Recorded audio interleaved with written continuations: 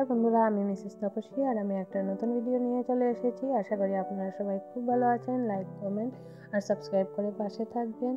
আর আমরা যাচ্ছি আজ মাকে নিয়ে চোখের ডক্টরের কাছে। তো আমরা সবাই বেরিয়ে পড়েছি এখানে। তাই বাড়ি থেকে বেরিয়েছি টুকটুকে উঠে, তারপর আবার একটা টুকটুকে চলে এসেছি।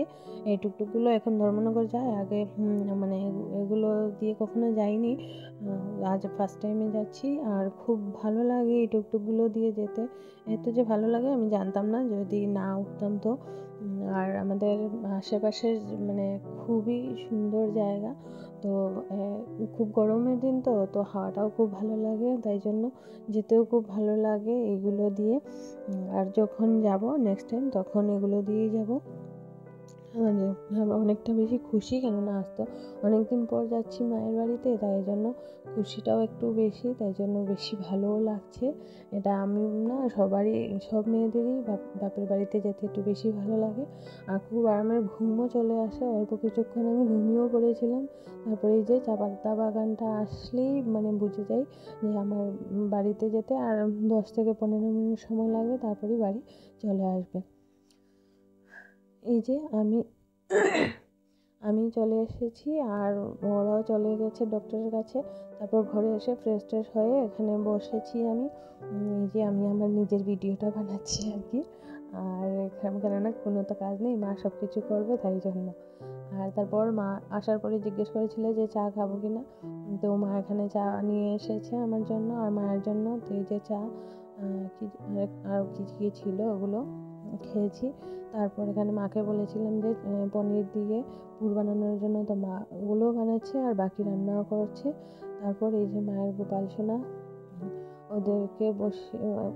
ওদেরকে এখন ভুক লাগিয়ে দেবে। এই যে মা ভুক রেডি করে নিয়ে চলে এসেছে, এখন দিয়ে দিয়েছে।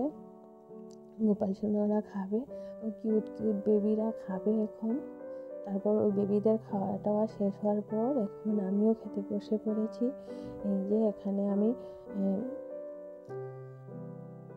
বাটার দিয়ে মেখে তারপর কাঁকরোল পুর আর বাঁধাকপির বড়া দিয়ে ভাত খাচ্ছি। কি যে মানে দারুণ টেস্ট হয়েছিল আমার, বলতে বলতে এখনো মুখে জল চলে আসছে।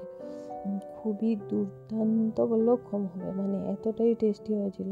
মায়ের রান্না এমনিতে খুব দারুণ, মা খুব মানে খুব স্বাদ করে রান্না করে। আমার তো মনে হয় মায়ের থেকে ভালো আর কেউ রান্না করতে পারে না, আমি কেউ না, এত দারুণ মানে বানায় আর কি মা রান্নাটা করে। তারপর এখানে বাঁধাকপির শাক দিয়ে খাওয়ার পর এখানে ফরাস বিচির ডাল বানিয়েছিল। আমি মাকে বলে রেখেছিলাম কি কি বানাবে, তো মা আমি যা যা বলেছি সেগুলোই বানিয়েছে।